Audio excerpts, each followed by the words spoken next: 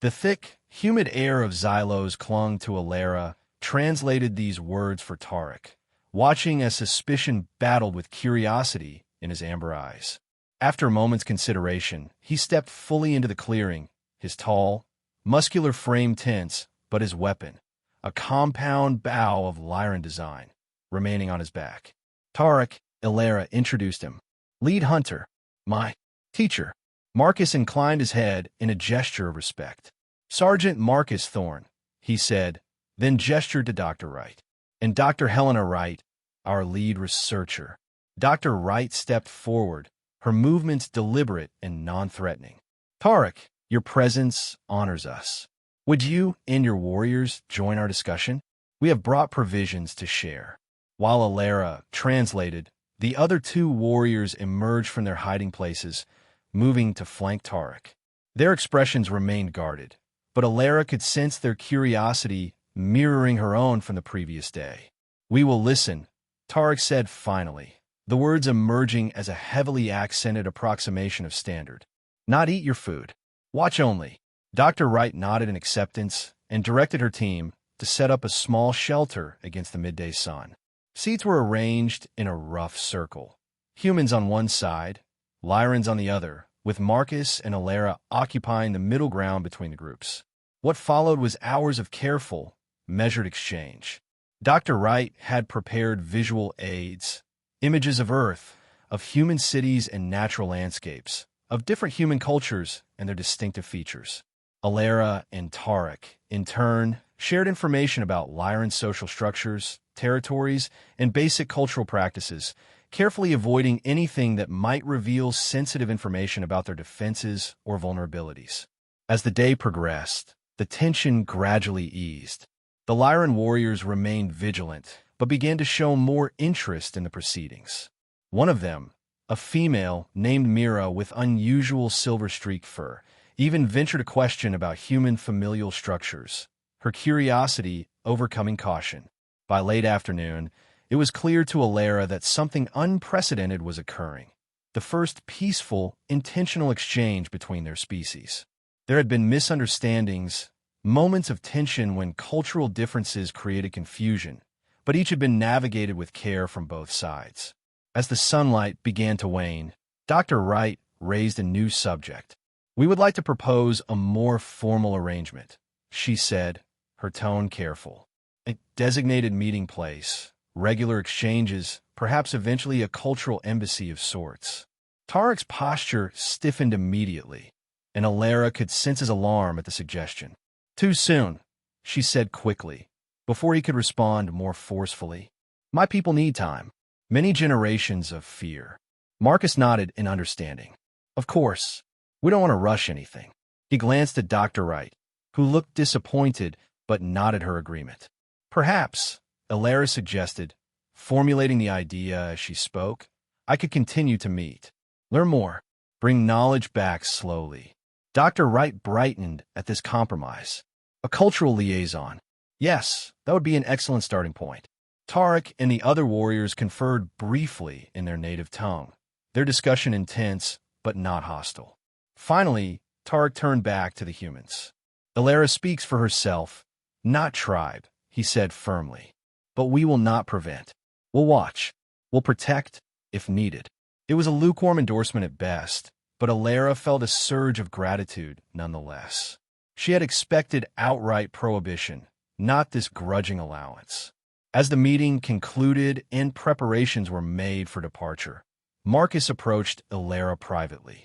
You've done something incredible today, he said, his voice low. Something historians will write about centuries from now. The idea was both thrilling and terrifying. Alara's ears flattened slightly with the weight of responsibility. Or something foolish that ends badly, she countered. Marcus shook his head.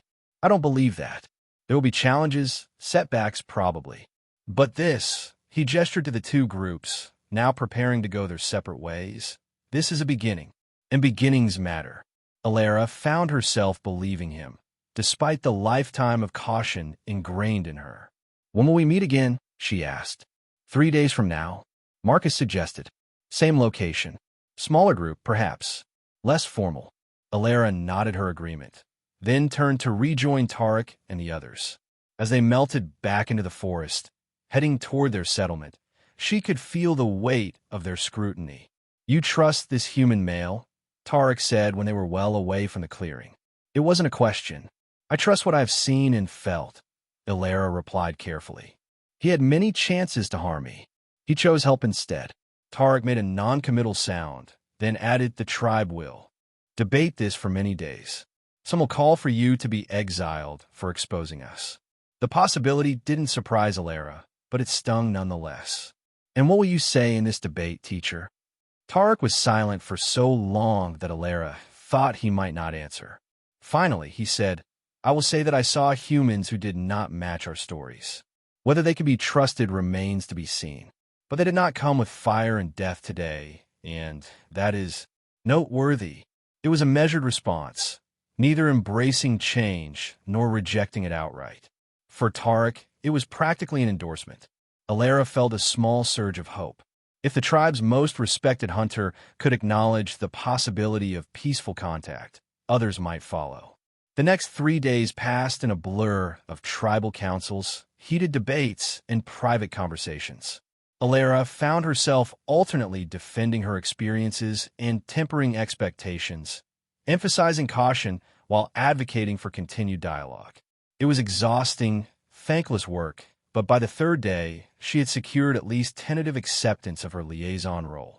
When she returned to the clearing, alone this time, though she knew warriors would be watching from the forest, she found Marcus waiting. No aircraft, no soldiers, no Dr. Wright. Just Marcus, sitting on a fallen log with a small pack beside him. "Your people let you come alone?"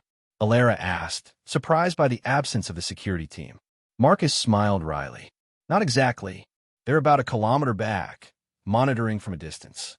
Dr. Wright wanted to give us space for a more natural conversation, without the officiality." Alara appreciated the gesture. She settled on a log beside him, keeping a respectful distance, but closer than she would have dared just days ago. "Your tribe?" Marcus asked. "How did they respond to the meeting?" "Much debate," Alara admitted. "Some no contact. Some curious, cautious. Few openly supportive."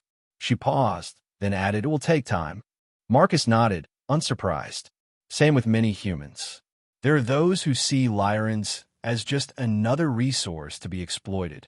Others who respect your sentience, but fear what contact might mean for human interests on Xylos." He sighed. "And some, like Dr. Wright, who genuinely want peaceful coexistence, cultural exchange, mutual benefit." "And you?" Alara asked, watching his expression carefully. "What does Marcus Thorne want?" The question seemed to catch him off guard. He considered it seriously before answering. "I want," he began, then paused, recalibrating. "When I first came to Xylos, I was just following orders. Another assignment, another planet. I'd heard rumors about intelligent native species, but hadn't given it much thought." He looked up at the canopy of strange, twisted trees overhead. "Then I started seeing signs, patterns that couldn't be natural, structures too deliberate to be accidental. I filed reports that were ignored or dismissed. Started doing my own research, gathering evidence when I could." His gaze returned to Alara. "What do I want? I want the truth recognized. I want your people acknowledged as equals, with all the rights and protections that entails. I want an end to the hunting parties that still happen despite the regulations, an end to the land grabs that don't consider who was here first." The passion in his voice was unmistakable, and Alara's empathic sense detected no deception. "Why?" she asked simply. "Why does it matter to you?" Marcus looked down at his hands.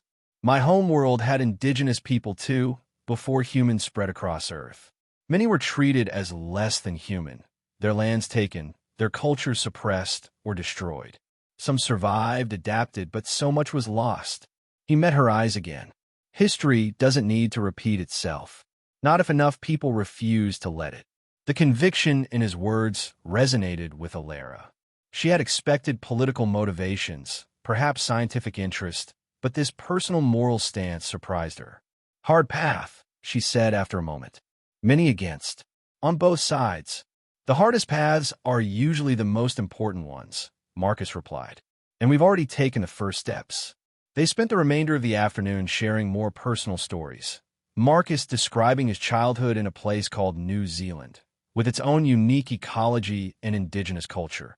Elara explaining Lyran coming-of-age rituals and the complex familial bonds that structure their society. The conversation flowed more naturally than before, unburdened by official observation or the weight of formal diplomacy. As twilight approached, Marcus retrieved something from his pack. "I brought you something," he said, suddenly seeming unsure. "It's a tradition among humans when establishing new friendships." He extended a small object toward her, a data tablet, specially modified with an enlarged interface suitable for Lyran fingers. "It has language programs," explained, "to help you learn more standard and information about human cultures, history. Also some stories." He looked almost embarrassed now. "Entertainment, I mean. Films, music. If you're interested." Elara accepted the gift carefully, turning it over in her hands. The gesture touched her deeply, not just the object itself, but the implication behind it. This wasn't the calculated move of diplomatic relations, but something personal, a bridge extended on an individual level. "Thank you," she said, the words inadequate for the complex emotions stirring within her. "I have nothing to give in return." Marcus shook his head. "You already gave me something invaluable. A chance when you could have run. Trust when all your instincts probably screamed against it." As they prepared to part ways, arranging their next meeting for the following week, Elara felt a strange reluctance to leave. In just a few days, this human had transformed from the embodiment of her deepest fears to, what? Not quite a friend yet, but no longer an enemy. Something new, undefined, full of possibility. "Until next time, Elara," Marcus said, shouldering his pack. "Until next time, Marcus Thorne," she replied, the human name feeling less foreign on her tongue than it once had. They went their separate ways, Marcus toward his outpost, Elara toward her settlement, each carrying something that hadn't existed before their unlikely meeting. Hope for a different kind of future than either had imagined possible. Over the weeks that followed, their meetings became a regular occurrence. Sometimes Dr. Wright or other researchers would join them, bringing questions and information to exchange. Other times, curious Lyrans would accompany Elara, their interest overcoming generations of fear as word of the peaceful interaction spread. Progress was neither smooth nor consistent. There were setbacks. A human hunting party discovered in Lyran territory, triggering old fears. A group of Lyran youths who harassed a research team, nearly causing a violent confrontation. Each incident threatened to unravel the fragile threads of trust being woven between the species. But each time, Elara and Marcus worked together to defuse tensions, to rebuild bridges, to remind both sides of the larger goal. Their partnership became a symbol of what was possible, referenced by both human diplomats and Lyran elders when advocating for continued dialogue.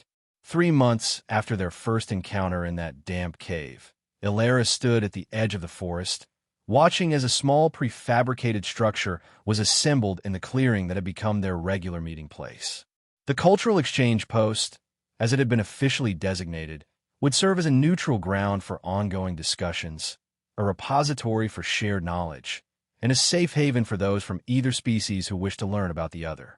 Marcus approached, now wearing the insignia of cultural liaison rather than combat soldier. The transition had been his choice, supported by Dr. Wright despite resistance from military commanders who considered it a waste of his training. "Having second thoughts?" he asked, noting her pensive expression. Elara shook her head. "Not thoughts. Feelings." She tapped her chest. 3 months ago, I closed my eyes and waited for a human to eat me. Now we build something together. The distance traveled feels fushed. It is vast, Marcus agreed, for both our peoples. But this is just the beginning.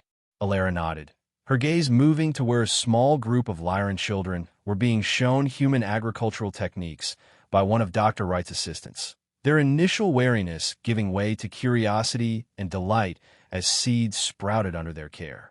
"Beginning," she echoed, the word full of promise. "Not in a fear, Not yet. But start something else. Something stronger. Marcus followed her gaze, a smile warming his features. Something unexpected, he said softly. Alara's whiskers twitched in what had become a familiar expression of amusement and agreement. Yes, she said, stepping forward to help place the exchange post's ceremonial cornerstone, a symbolic gesture that would be recorded in both human and Lyran histories. Something very unexpected indeed. Era's fur as she pressed herself against the damp cave wall. Her heart hammered against her ribcage, threatening to burst through her chest. The scent of fear, her own, filled her nostrils, mingling with the earthy smell of the cave and something else. The metallic, artificial scent of the sky demon who had cornered her. Alara had never seen a human up close before. The bulky combat armor made the creature appear twice as large as it probably was, with sharp angles and blinking lights that seemed both fascinating and terrifying. Its face was partially obscured by a visor, but she could make out eyes, alarmingly similar to her own, scanning her with an intensity she couldn't read. All her life, Alara had been taught to fear these invaders. The elders of her Lyran tribe spoke of humans as merciless predators who descended from the sky in thunderous metal birds, capturing Lyrans to devour their flesh and souls. Sky demons, they called them, monsters who took pleasure in the hunt, who wore the skins of their prey as trophies. And now, separated from her hunting party during a magnetic storm, nursing a wounded leg, Alara found herself face to face with the nightmare of her people. The human, a male, she thought, judging by its build, had tracked her to this cave. Its weapon, a sleek metal contraption that could supposedly tear through flesh with invisible fire, was still holstered. But that meant nothing. The sky demons were known to enjoy the terror of their prey before the kill. So Alara, her limbs trembling and tail pressed tightly against her leg, closed her eyes. If death was coming, she wouldn't face it with dignity as a warrior should. The fear was too overwhelming, the stories too vivid in her mind. She surrendered to her fate, waiting for the pain, for teeth or blade to tear into her flesh. What came instead was the sound of metal against stone, a weary sigh, and the unmistakable rustle of packaging being opened. Confused but still terrified, Alara cracked open one amber eye. The human had settled himself on a rock a few paces away. He had removed his helmet, revealing a face that was both alien and strangely familiar. Flat features with a prominent nose, short dark hair matted with sweat, and skin much paler than her tawny, spotted fur. He wasn't looking at her, but instead at some kind of package in his hands from which he was extracting what appeared to be food. The human looked up, catching her watching him. Alara froze again, expecting him to pounce. Instead, he gestured toward another small packet beside him, then gently pushed it in her direction. The gesture was so unexpected that Alara couldn't process it. Was this some kind of trick? A way to poison her? Or perhaps human digestion required prey to consume something first? Not. Eat. You, the human said, his voice filtered through some kind of device attached to his armor. The translation was clumsy, mechanical, but the meaning was clear enough to stun Alara even further. She remained pressed against the wall, watching as the human chewed his food slowly, occasionally glancing at her, without making any move to approach. The tension in the cave was thick enough to cut with a claw, but beneath it ran an undercurrent of something Alara hadn't expected. Uncertainty, not just from her, but from a human as well. Outside, the magnetic storm raged on, purple lightning illuminating the cave entrance in sporadic, violent flashes. They were both trapped here, predator and prey, in an uneasy stalemate, waiting for nature's fury to subside. After what felt like an eternity, the human spoke again.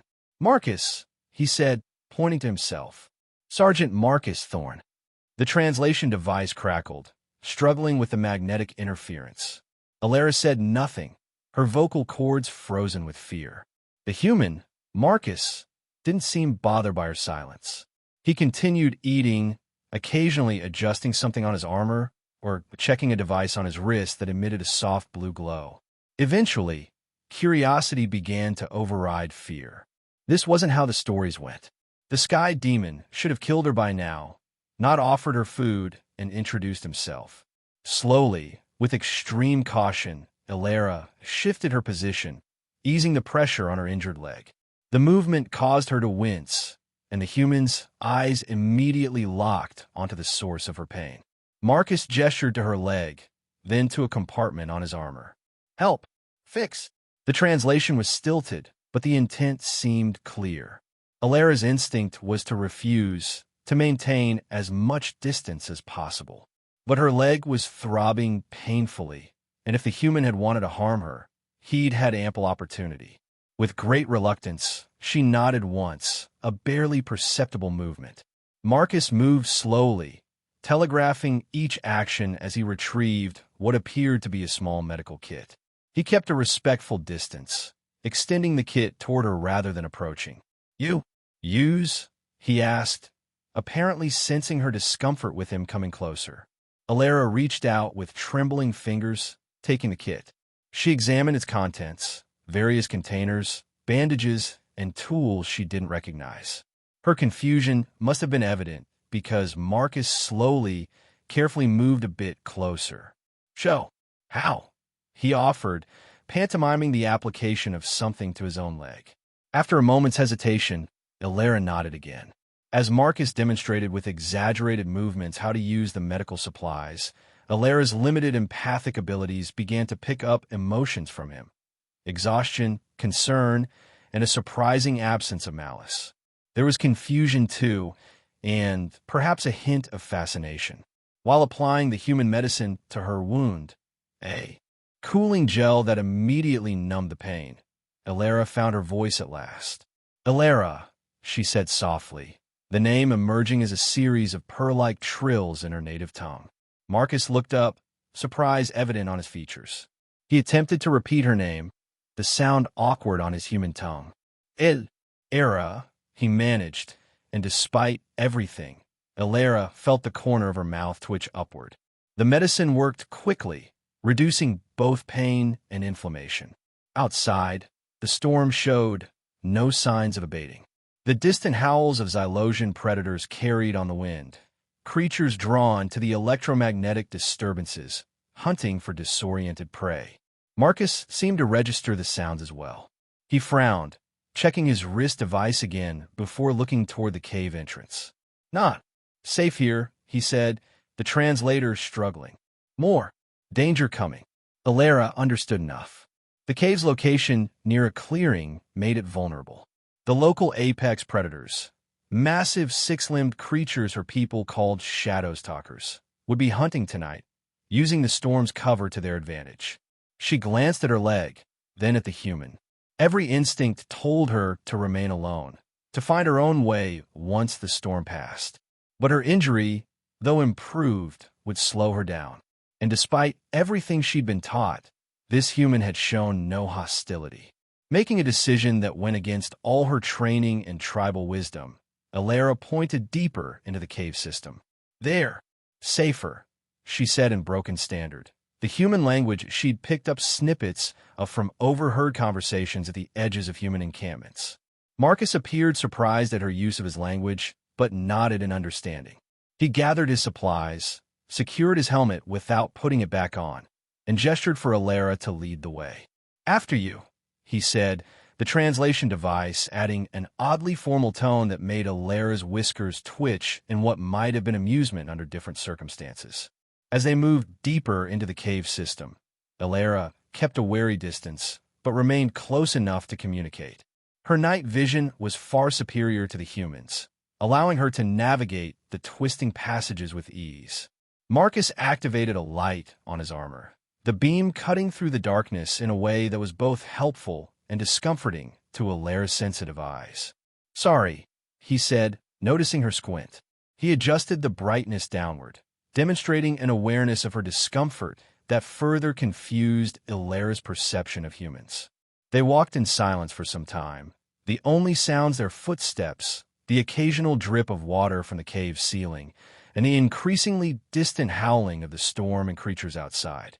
Eventually, they reached a larger chamber with multiple tunnels branching off. Alara paused, scenting the air to determine the safest route. Problem? Marcus asked, his translator seeming to function slightly better in the deeper reaches of the cave, away from the storm's interference. Choosing path, Alara replied, her own grasp of standard improving with use. Some tunnels have water. Some have living things. Marcus nodded, keeping a respectful distance as Alara made her assessment. Finally, she pointed to a passage on their right. This way, dry, empty. As they continued their journey, Alara found herself studying the human when he wasn't looking. He moved with a practiced efficiency that spoke of military training, but there was a weariness to his steps, a slight favoring of his left side that suggested he might also be injured or exhausted. You hurt? She asked hesitantly as they paused for Marcus to catch his breath. He looked surprised at her question, then grimaced slightly. Banged up. Nothing serious. He tapped his armor near his ribs. Mag storm fried some systems. Cushioning soft line. Alara didn't understand all the words, but she grasped that he was injured and his protective shell was damaged. The revelation that humans could be wounded, could feel pain and fatigue, just as she did, was strangely profound. Why you? Here?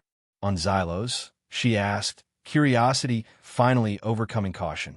Marcus seemed to consider his answer carefully. Research mission. Observer team. Studying the magnetic phenomena. He gestured vaguely upward.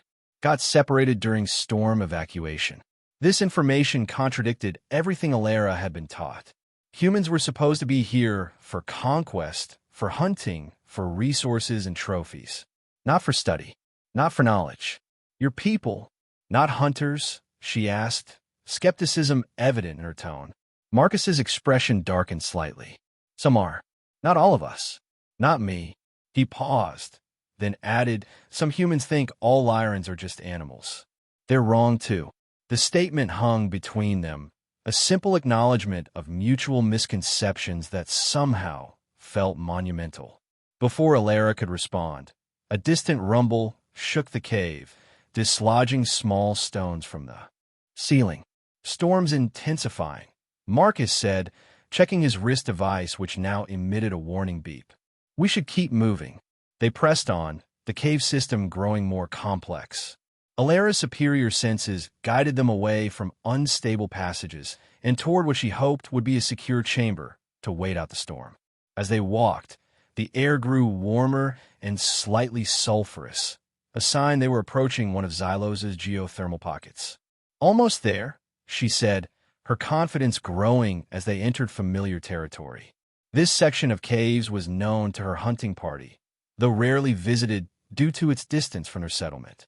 They emerged into a spacious cavern with a small thermal pool along one wall, the water steaming gently and casting the space in a faint, ghostly illumination. Crystal formations on the ceiling caught and reflected the light, creating a starry effect that even Marcus seemed to appreciate, judging by his soft exhalation of wonder.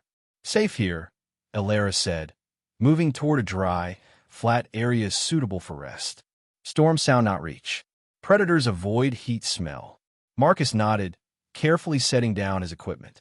He offered Alara another food packet, which she accepted with less hesitation this time.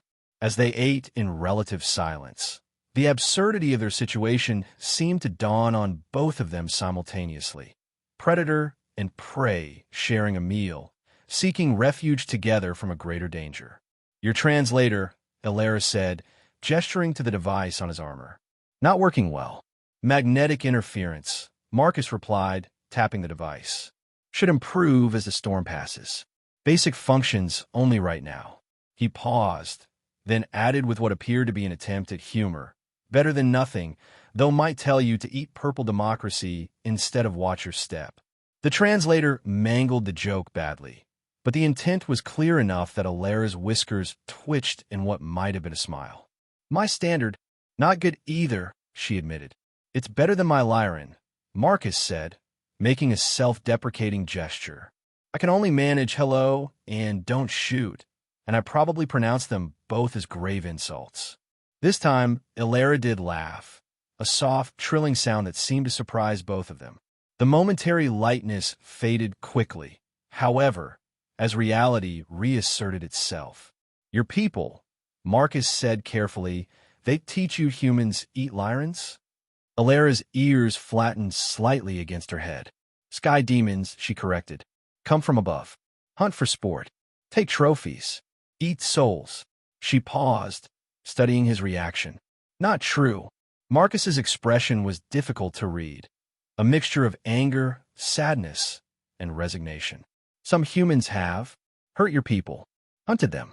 It's illegal, but he shook his head. Not all humans, not most, but enough to make the stories.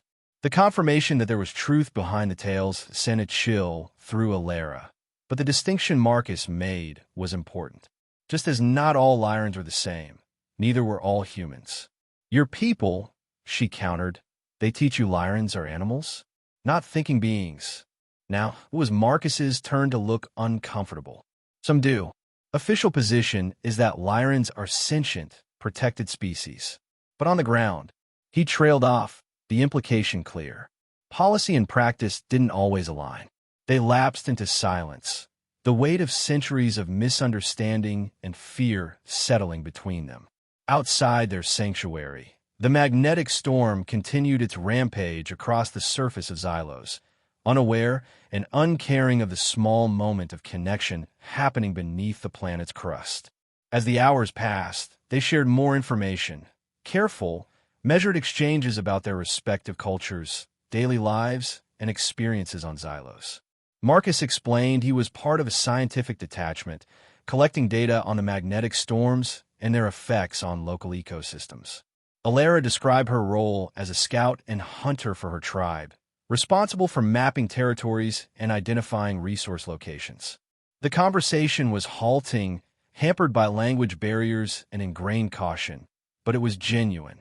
And with each exchange, the space between them, both physical and metaphorical, seemed to shrink slightly. When Alara's eyes began to droop with exhaustion, Marcus volunteered to keep watch first.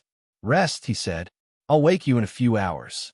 Trusting a human enough to sleep in their presence was unthinkable just hours ago, but Alara found herself nodding in agreement. She curled up at a comfortable distance, positioned so she could still observe Marcus, but allowing herself to relax enough for sleep to come. She woke to gentle movement nearby. Marcus was examining a small creature that had ventured into the cavern, a six-legged, translucent amphibian common to the thermal caves. Instead of harming it, he was carefully moving it away from their supplies, back toward the water's edge. It was trying to eat the wrappers, he explained when he noticed her watching, probably attracted to the minerals in the packaging. The care he showed the small creature, a being even less consequential than Alara in the presumed human hierarchy, struck her deeply. It contradicted everything she'd been taught about the callous destructiveness of sky demons. They ate a small breakfast from Marcus's rations, then checked their respective equipment. The storm appeared to have weakened, according to Marcus's devices, but was still dangerous to traverse. Another few hours, maybe, he said, studying the readings. Alara nodded, then hesitated. Your people, looking for you. Probably, Marcus confirmed. Standard procedure is to shelter in place during mag storms, then activate beacon when it's safe. My beacon was damaged in the fall that separated me from my team. He tapped a cracked component on his armor. I can jury-rig something once the interference drops, but it won't be precise. Alara considered this information. My tribe also searching when safe. They have. Sensing. She touched her temple, trying to explain the limited empathic abilities all Lyrans possessed, stronger among family bonds. Telepathy? Marcus asked, intrigued. Small only, Alara clarified. Feelings, not thoughts. Stronger with kin. Before they could discuss further, a distant sound echoed through the cave system, a rhythmic clicking that made Alara's first stand on end. Shadows talkers, she whispered, immediately alert. Hunting pack. Marcus reached for his weapon instinctively, but paused, looking to Alara for guidance. The trust implicit in that gesture wasn't lost on her. They should not come here, she said quietly. Heat, sulfur smell, keeps away. But storm changes behavior sometimes. They listened intently as the clicking grew louder, then fainter, then louder again as the predators explored different tunnels. Marcus quietly readied his equipment, securing loose items that might make noise. Alara silently approved of his caution. If they come, she whispered, they hunt by sound, then heat. Movement attracts. Marcus nodded in understanding, his body language shifting into what Alara recognized as a combat-ready stance, balanced, alert, controlled. It reminded her that despite his scientific mission, he was still a soldier, trained to fight and kill if necessary. The clicking approached their chamber, echoing just outside one of the tunnel entrances. Alara and Marcus remained perfectly still, barely breathing as a shadow darker than the surrounding darkness passed across the opening. Something large and multi-limbed paused, emitting a series of rapid clicks that bounced around the chamber. Alara could sense Marcus's tension, but was impressed by his discipline. Not a muscle twitched as the Shadow Stalker's sensory appendage probed into the room, waving slowly from side to side. The sulphurous air seemed to confuse the creature. Its clicking became erratic, frustrated. After what felt like an eternity, it withdrew, its heavy footfalls receding down the tunnel. They remained silent for several minutes after the sounds had faded completely. Finally, Marcus exhaled quietly. "That was bigger than I expected," he whispered. "Juvenile," Alara responded with grim humor. "Adults twice size." Marcus's eyes widened slightly, and Alara felt an unexpected urge to laugh at his expression.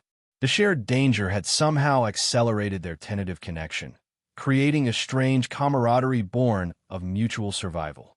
As they waited for the all-clear, Marcus retrieved his damaged beacon and began working on repairs. Alara watched with interest as his fingers moved deftly among the components, bypassing damaged sections and rewiring others. "Your tribe," he asked as he worked. "Are they nearby?" Alara considered her answer carefully. Revealing the location of her people to a human went against everything she'd been taught. But after the past day, she found her certainty wavering. "Half-day's journey," she said finally. "Northeast. Hidden valley with 3 peaks like this." She made a gesture with her hand, indicating a distinctive mountain formation. Marcus nodded without looking up from his work. "There's a research outpost about the same distance southwest. When we get out of here, I can help you get home. Or you could come to the outpost first. Meet other humans who aren't." He paused, "who don't fit the stories." The offer hung between them, fraught with implications. Alara couldn't imagine walking voluntarily into a human settlement, and yet, "I will think," she said diplomatically. Marcus accepted this with a nod. Fair enough. They spent the next few hours preparing to leave once the storm abated. Marcus's translator gradually improved as the magnetic interference lessened, allowing for more nuanced conversation. They discussed their respective worlds, Marcus describing Earth with its vast oceans and diverse climates, Alara explaining the complex ecosystem of Xylos and her people's place within it. When Marcus's wrist device finally indicated the storm had passed, they gathered their supplies and prepared to depart. The mood was markedly different from their tense entry into the cave system, not quite relaxed, but with a mutual respect that hadn't existed before. They navigated the tunnels more quickly now, with Alara leading confidently toward the surface. As they approached an exit different from where they'd entered, daylight filtering down from above, Marcus paused. "Before we go out there," he said, "you should know. If we encounter other humans, some might not understand." He gestured between them. They might see you as a threat or as a beast," Alara finished for him, ears flattening slightly. Marcus nodded grimly. "I'll do everything I can to protect you, but you should be prepared." The statement, so matter-of-fact, so contrary to everything she believed about humans, left Alara momentarily speechless. The idea of a sky demon offering protection rather than threat was still difficult to process. They emerged into the bright Xylosian day, the air fresh and clear after the storm. The landscape had been transformed, trees uprooted, new channels carved by flash floods, Debris scattered across what had been clear ground. The magnetic storm had left its mark on the world above, just as the night had left its mark on Alera's understanding of humans. Marcus oriented himself using his partly repaired equipment, confirming they were roughly between his outpost and Alera's tribal lands. "Which way?" he asked, offering her the choice. Before Alera could respond, a distant sound caught her attention, the distinctive hum of human aircraft. Her ears swiveled toward the noise, body tensing instinctively. "Your people," she said, nodding toward the horizon where small specks were becoming visible. Marcus squinted in the direction she indicated, then nodded. "Search party, looks like." He reached for his beacon, hesitated, then looked at Alera. "I should signal them." Alera took an involuntary step back, ancient fear resurging. Marcus noticed and lowered the beacon slightly. "You can go," he said quietly. "Head toward your territory now, while they're still far off. I won't tell them about you." The offer was generous, a chance to return to the safety of her own kind, to the world she understood.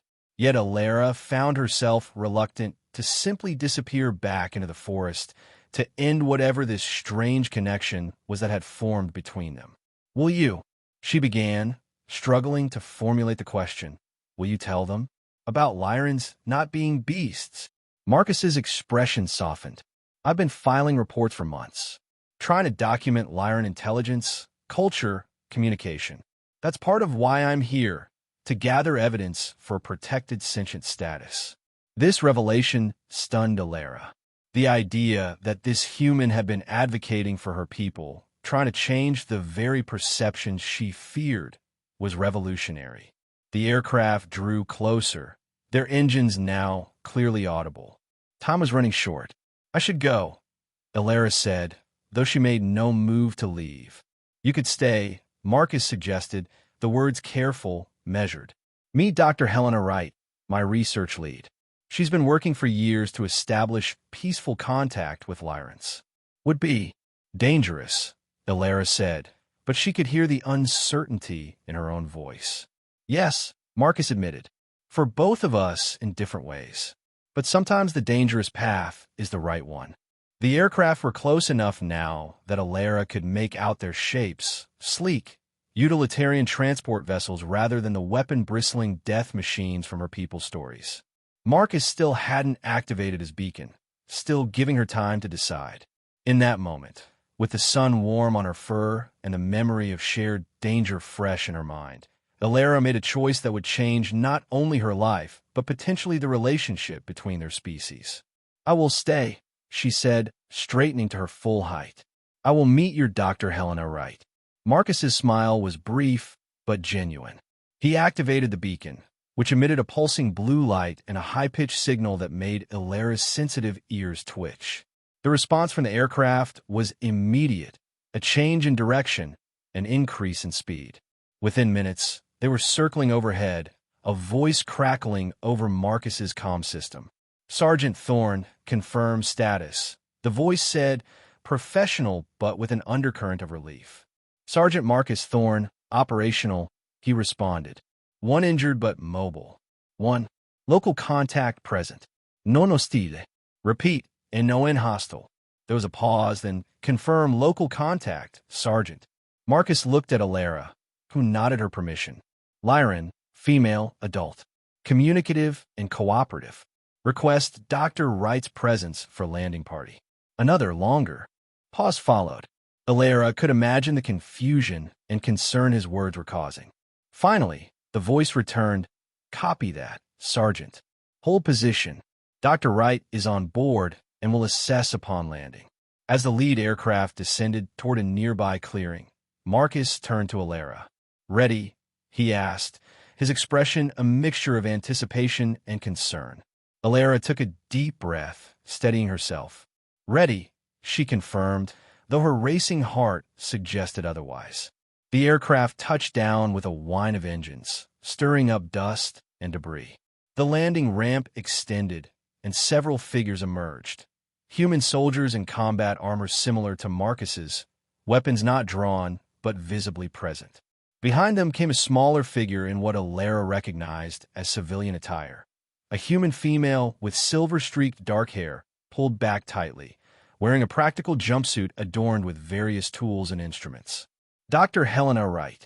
The soldiers fanned out, establishing a perimeter that kept a respectful distance but maintained clear lines of fire. Dr. Wright, however, approached directly, her eyes moving rapidly between Marcus and Alara with undisguised fascination. "Sergeant Thorne," she said, her voice carrying clearly across the clearing. "Your report mentioned a local contact." Marcus stepped forward, positioning himself slightly in front of Alara in what she realized was a protective stance. "Yes, Doctor. This is Alara. She saved my life during the storm, provided shelter and guidance through the cave systems. She's agreed to communicate with us directly." Dr. Wright's eyes widened, focusing fully on Alara now. "Remarkable," she breathed, then seemed to catch herself. With visible effort, she moderated her excitement and addressed Alara directly. "Alara, I am Dr. Helena Wright. Can you understand me?" Alara straightened, summoning all her courage. "I understand," she replied in carefully pronounced standard. "Marcus taught me more words. Your machine helps too." She gestured to the translator still attached to Marcus's armor. A murmur ran through the soldiers at hearing her speak. Dr. Wright looked as though she might burst with questions, but maintained her composure. "We have so much to learn from each other," she said, her tone reverent. "Would you be willing to come to our research facility? Just for discussion. You would be free to leave at any time." Alara glanced at Marcus, who gave her an encouraging nod. "I will come," she said, "but must tell my people first. They worry." Dr. Wright seemed surprised by this stipulation, but quickly nodded. "Of course. We can help you send a message or escort you to a safe meeting point." "I go alone," Alara insisted. "Return tomorrow, this place." She needed to process everything that had happened, to consult with her elders without human presence influencing the discussion. There was a moment of tension as Dr. Wright exchanged glances with the security team leader. Marcus stepped forward. "Doctor, I give you my word Alara will return. She's had multiple opportunities to flee or to harm me when I was vulnerable. She chose cooperation every time." His advocacy warmed Alara unexpectedly. Dr. Wright studied them both, then nodded decisively. "Very well. We'll return tomorrow at midday. Alara, is there anything you need before you go?" Alara considered the question, then pointed to Marcus's medical kit. Medicine helped. Leg still hurts. The human first aid had been effective, but was wearing off. Dr. Wright immediately motioned to one of the team members, who produced a more comprehensive medical kit. Under Marcus's watchful eye, they provided Alara with additional treatment and supplies for her injury.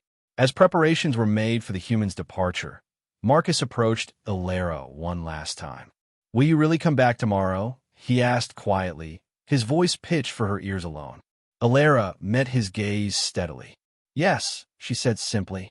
"Stories change. Must make new ones now." Marcus's expression softened into something like pride. "Until tomorrow, then."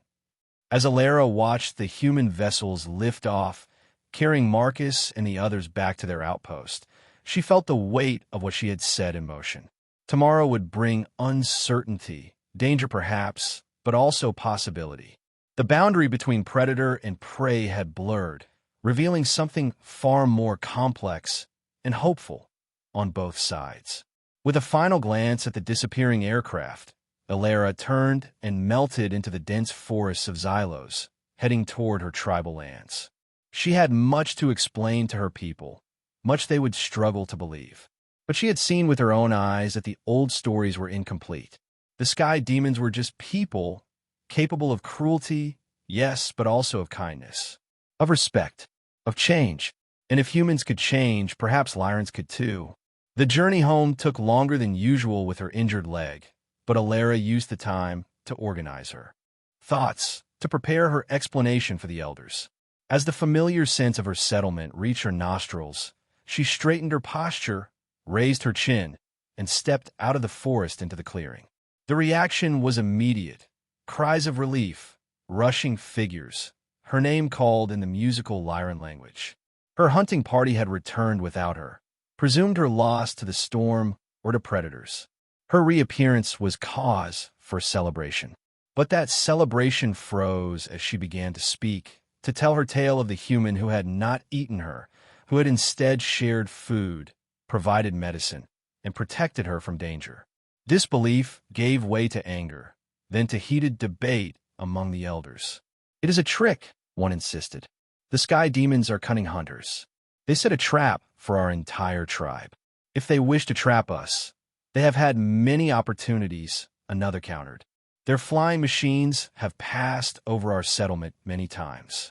Perhaps they seek something new," a third suggested. "Information. Secrets." Through it all, Alara maintained her position. "I have seen with my own eyes," she repeated. "I have felt with my own senses. This human, Marcus, is not what our stories tell. And if he is different, others may be too." The debate raged into the night. Some called for immediate relocation of the tribe, abandoning their territory rather than risk contact with humans. Others demanded Alara be punished for her reckless trust in an ancient enemy. A few, though, a growing few as her story was told and retold, began to wonder if there might be truth to her claims. By morning, the decision had been reached. Alara would return to the meeting place, but not alone. 3 warriors would accompany her, remaining hidden in the forest. If her trust proved misplaced, if the humans attempted capture or harm, the warriors would extract her if possible, or at least return to warn the tribe. It was not the outcome Alara had hoped for, but it was better than outright rejection of contact. As she led the small party toward the clearing, she found herself hoping fervently that Marcus would understand the caution, that Dr. Wright would not perceive it as a threat. They reached the meeting place well before midday. The warriors melted into the undergrowth, all but invisible even to Alara's keen eyes. She settled herself in the clearing, waiting, wondering if she had placed her trust correctly. The human aircraft arrived precisely at midday, descending with the same mechanical whine that had once terrified her but now simply announced their presence. As before, soldiers established a perimeter, but Alara noted their weapons remained holstered, their stance alert but not aggressive. Marcus emerged first, scanning the clearing until his eyes found her. The relief on his face was unmistakable and strangely touching. Behind him came Dr. Wright and 2 other civilians carrying equipment rather than weapons. "Alara," Marcus called, approaching at a measured pace. "You came back. I said I would," she replied simply, rising to her full height. Dr. Wright joined them, her excitement barely contained. "Thank you for returning, Alara. This opportunity for dialogue is unprecedented." Alara nodded, then gestured subtly toward the forest. "My people also, cautious. Warriors watch, for protection only." To her surprise, neither Marcus nor Dr. Wright seemed alarmed by this revelation. Instead, Marcus nodded in understanding. "I'd expect nothing less. We've brought our own security as well." "We come in peace," Dr. Wright added, the phrase formal but sincere. "Your warriors are welcome to observe, or to join us openly if they prefer." Alara conveyed this with a series of trilling calls to the hidden watchers. After a moment, one of them, Tarek, the hunting party leader, emerged partially from cover, still ready to retreat but allowing himself to be seen. Dr. Wright raised her empty hands in greeting. "We propose a cultural exchange," she said, addressing both Alara and the partially visible Tarek. "Information, stories, language. No demands, no territory claims."